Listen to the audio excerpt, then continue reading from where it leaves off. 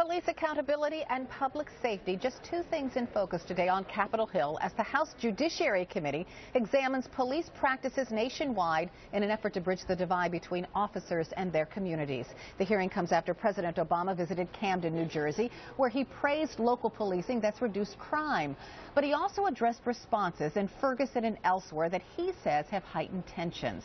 The president announcing that federal agencies will now be banned from providing local police with certain types of military equipment. Joining me now to talk about that and more, Congressman John Conyers. He's a ranking member of the House Judiciary Committee. Welcome, sir. Carol Costello, top of the morning to you. Top of the morning, right back at you. So what do you hope comes of this hearing today?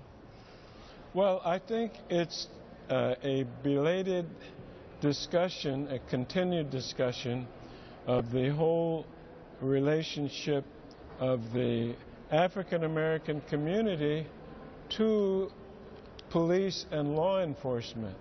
I mean, this violence against many African American males, usually younger ones, is something that we've been dealing with for a long time. I remember I began dealing with it as a lawyer in Detroit before I even came to Congress. And so it's a subject that is deeply involved in our culture, and it's something that we're beginning to address.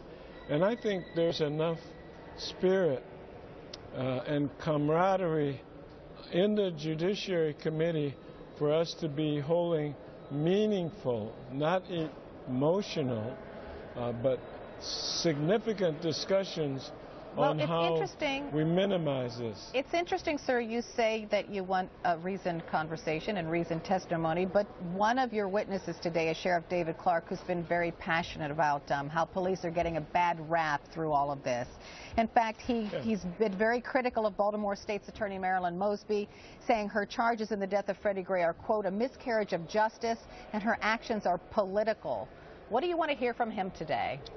Well, look, there are people that are more hopeless than others, and so I don't want to hear much of anything from him. As a matter of fact, he would have never been called as a witness if I had had a little bit more to do with it.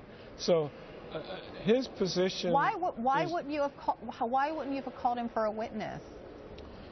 Because his position is extreme, is irrational, and I don't want to characterize him before he comes to testify, but he doesn't add to the direction that we're trying to lead the president and the administration and finally the Congress, who has the responsibility of enacting the laws to back up some of these noble sentiments that we will be hearing from other witnesses today.